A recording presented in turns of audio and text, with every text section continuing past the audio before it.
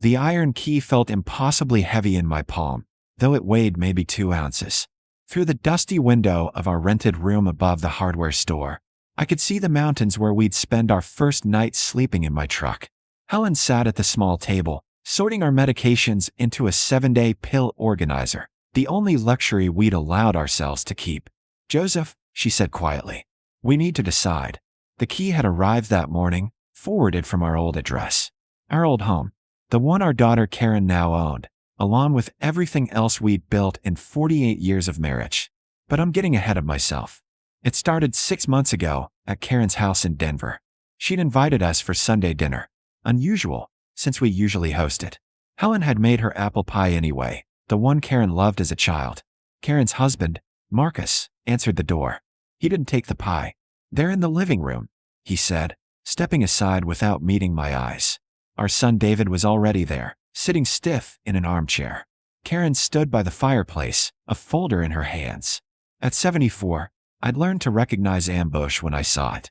"Mom, Dad, sit down please." Karen's voice was her lawyer voice, the one she used in court, not the one she'd used to say goodnight for 18 years. Helen took my hand as we sat on the couch. "We've been talking," David said. He was 42, ran a software company, hadn't visited in 8 months. "About your situation." "What situation?" I asked. Karen opened the folder. "Dad, you're 74. Mom's 71. You're still living in that big house, still trying to maintain 5 acres. It's not safe anymore." "We manage fine," Helen said. "You fell off a ladder last month," Karen said to me. "Cleaning gutters. You could have been killed." "Sprained ankle," I said. "Healed in 2 weeks." "This time." Marcus spoke up now. "What about next time? What happens when you really get hurt and no one finds you for days?" David leaned forward. "We want to help. We found a great assisted living facility. We're not going to a home," Helen said. Her teacher voice, firm but not harsh. The one that made 30 years of 5th graders sit up straight. Karen's expression hardened. "It's not a request. We've talked to an attorney. Given your ages and Dad's recent injury, we can make a case for conservatorship if necessary." The room went cold. "You'd take us to court?" I asked. "Your own parents?" "To protect you," Karen said. "The house is too much. You need professional care. We're selling the property. David and I have already agreed. The proceeds will cover the facility and leave enough for your care." "It's our house," Helen said. "Actually," Marcus produced another document. "You took out a reverse mortgage 3 years ago. Between that and the property taxes you've missed, we missed 1/4. I said. "We paid it. The bank is willing to work with us," Karen continued. "We'll clear the debt, sell the property, and ensure you're properly cared for. Papers are already drawn up. You just need to sign." I looked at my daughter. Really looked at her. Somewhere in her expensive suit and perfect makeup was the girl who used to help me build birdhouses, who cried when her hamster died, who promised at her wedding that she'd always be there for us. I couldn't find her. "No," I said. Karen's jaw tightened. "Then we'll pursue conservatorship. I have 3 doctors willing to testify about cognitive decline in patients her age. I have evidence of your fall, of missed bills, of unsafe living conditions. I will win, Dad. And then you'll go to the facility anyway. But you'll have wasted money on lawyers neither of us can afford." David wouldn't look at us. Marcus studied his phone. Karen stood like a prosecutor awaiting a verdict. "How long do we have?" Helen asked softly. 60 days, Karen said. "The facility has an opening on the 1st of next month. It's actually very nice. Private rooms, activities, good food." We left without our pie. The next 2 months were a nightmare of legal documents and cold phone calls. Karen had thought of everything. The reverse mortgage was real. We'd taken it to pay for David's wife's medical bills after her cancer treatment, back when David was between jobs. The missed property tax was real, 1 payment, late by 3 weeks during Helen's pneumonia. Karen built a case that made us look incompetent, dangerous to ourselves. Burton's. We hired a lawyer with money we didn't have. He was sympathetic but realistic. "They have a strong case. Your best option is to negotiate terms." We lost. Not in court. We couldn't afford to let it get that far. We signed everything over to avoid conservatorship. Karen got the house. David got his share in cash. We got to keep our truck, our personal belongings, and our dignity. Barely. They gave us 2 weeks to clear out. Neither came to help us pack. The key's attached note was addressed to Helen, written in careful script. Mrs. Castellano, I am the executor of your late Aunt Sophia's estate. She passed in March at age 97. Her sole remaining property is a monastery in the San Juan Mountains, deeded to her by the Catholic Diocese in 1978 for lifetime service. Per her will, it passes to you. Property is remote and likely uninhabitable. No cash value expected. Key enclosed. Coordinates attached. My condolences. Helen's Aunt Sophia. The nun she'd visited summers as a child, who'd lived in the mountains doing charity work, who'd sent Christmas cards until her eyesight failed, who'd left us a monastery we couldn't sell, couldn't use, couldn't afford to maintain. But it was somewhere to go.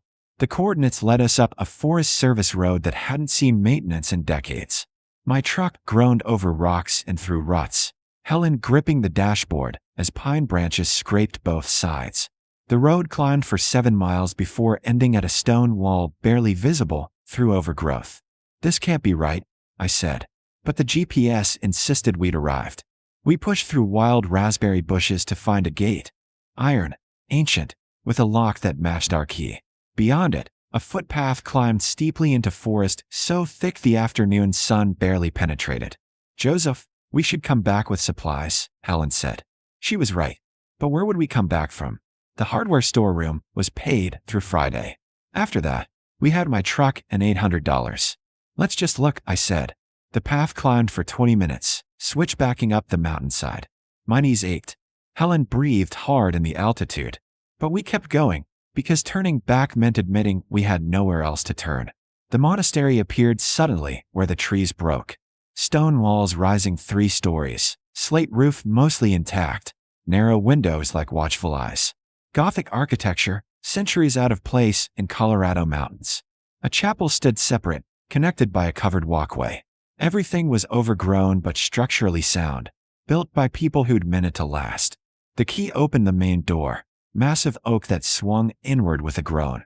Inside was darkness and cold, and the smell of abandonment layered over incense and stone. My flashlight found details: intact floors, walls dry despite years of weather, furniture covered in dust sheets. Somehow, impossibly, the place had survived. Helen found light switches. Nothing happened. No power, she said. Probably hasn't been connected in decades. We explored by flashlight. A common room with long tables. A kitchen with a hand pump that produced clear water after several strokes. Dormitory cells, 20 small rooms with narrow beds. The chapel was beautiful, stained glass intact, altar clean beneath its dust sheet, candles waiting in holders as if the sisters had just stepped out. Someone maintained this, I said. Recently. Look, no dust on the altar. No animal droppings. Someone's been coming here. We found evidence in the kitchen. Canned goods dated from 5 years ago. A logbook in spidery handwriting. The last entry from March. Final visit. Bones too old for mountain now. Forgive me, sisters. Helen will know what to do. Aunt Sophia. She'd been caring for this place until she physically couldn't anymore. Joseph, we can't live here, Helen said. No power, no heat, no phone. We're too old to pioneer. She was right. But night was falling, and I'd spotted a generator in what looked like a maintenance shed. One night, I said, tomorrow we'll figure something out. The generator started after several tries, feeding ancient wiring that somehow still worked. Lights flickered on throughout the building, dim bulbs, but light. Space heaters in 2 dormitory cells made them almost warm. We ate soup heated on the kitchen's gas stove, which connected to a propane tank I'd found outside. It wasn't comfortable, but it was shelter. That night, lying in a narrow bed with Helen in the cell next door, I heard her crying. Quiet, muffled sobs she thought I couldn't hear. I went to her, sat on the edge of her bed, and held her while she wept. 48 years, she whispered. We gave them everything, and they threw us away like garbage. I know, I said, because what else was there? I can't do this, Joseph. I can't live in a monastery on a mountain. I'm 71 years old. I want a real home. I want my garden. I want. She broke down completely. I held her until she fell asleep from exhaustion. Morning brought sunlight through stained glass, painting the chapel in colors I'd never seen. I was attempting to make coffee when I heard Helen call from downstairs. Downstairs. I thought we'd explored everything. The stairs were hidden behind a panel in the chapel sacristy, stone. Steps descending into darkness. Helen stood at the top, flashlight in hand. "There's a draft coming up," she said. "Cold air, like from a cave." We descended together, careful on worn steps. Down and down, maybe 40 feet into the mountain itself. The stairs ended at a door, not wood, but metal, with a wheel lock like a bank vault. And it wasn't locked. The door opened with surprising ease, well-oiled hinges silent. Beyond was a crypt carved from living rock, stone shells along the walls, electric lights flickering on as we entered, motion sensors, incredibly, still functioning. But this wasn't a burial crypt. The shells held boxes, hundreds of them. Wooden crates stenciled with dates ranging from 1945 to 1978. And stacked against the far wall were filing cabinets, metal and institutional, each drawer labeled with years. I opened the nearest crate. Inside, wrapped in oilcloth, were bundles of cash. Old hundreds, 50s, 20s, bound in groups, each bundle labeled with a date and location. Helen opened a filing cabinet. Manila folders, each containing documents, property deeds, stock certificates, bearer bonds. And a letter, typed on diocese letterhead, paper yellowed with age. To the Sisters of Mountain Mercy. These assets represent recovered funds from various criminal enterprises, 1945 to 1978, seized by federal authorities and remanded to the church per Operation Shepherd.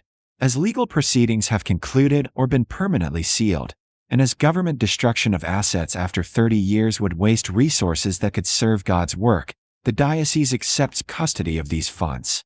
Your ministry to the poor makes you ideal stewards. Use what is needed for charity. The remainder is held in trust for the church's work. All legal transfers are documented herein. May God guide your use of these resources. It was signed by a bishop and countersigned by someone from the Treasury Department. We spent 3 days cataloging. The crates held approximately $280 million in cash. The filing cabinets held property deeds worth potentially another $100 million, plus stocks and bonds of unknown current value. Everything was documented, legal, and apparently forgotten when the diocese closed the monastery and the sisters died, were transferred. Aunt Sophia had known, had kept it secret, had left it to Helen. On the third night, sitting in the chapel with candles lit and our accounting notebooks spread before us, Helen spoke. "We could turn it over to the church." "We could," I agreed. "Or we could use it, like the letter said, for God's work." I looked at my wife. "And us." She was quiet for a long time. Karen said we were burdens, that we couldn't take care of ourselves. What if we proved her wrong? We started small. I hired an electrician from Durango, paid him cash to upgrade the wiring, install solar panels, modernize the generator system, then a plumber to update the bathrooms and kitchen. We worked alongside them, not mentioning the crypt, paying in cash amounts that seemed generous but not suspicious. Over 6 weeks, the monastery transformed. We insulated walls, replaced windows, installed efficient heating. Helen planted a garden and raised beds outside the kitchen. I built bookshelves and repaired furniture. The place became warm, livable, ours.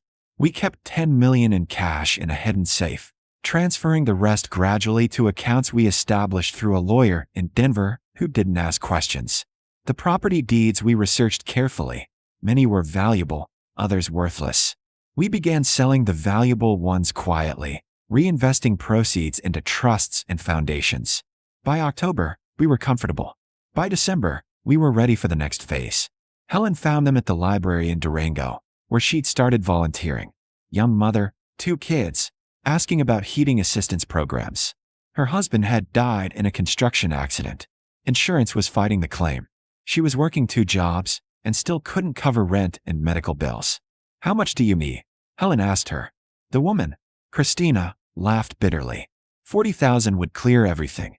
Might as well be 40 million. 2 days later, Christina received an anonymous cashier's check for 50,000. The note said simply, "For your family," from someone who remembers being helped. It felt like breathing after holding your breath for months. We developed a system. Helen volunteered at libraries, food banks, community centers. She listened. She found people drowning in medical debt, student loans, predatory mortgages. People working 3 jobs and still losing ground. Good people crushed by systems that didn't care. I handle logistics. anonymous donations, cashier's checks, payments made through lawyers to look like settlements or inheritances.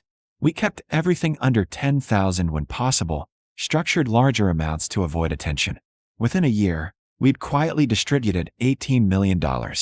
A family saved from foreclosure here. Medical debt erased there. Scholarships for kids whose parents couldn't afford college. Small business loans that would never be called due. The monastery became our mission.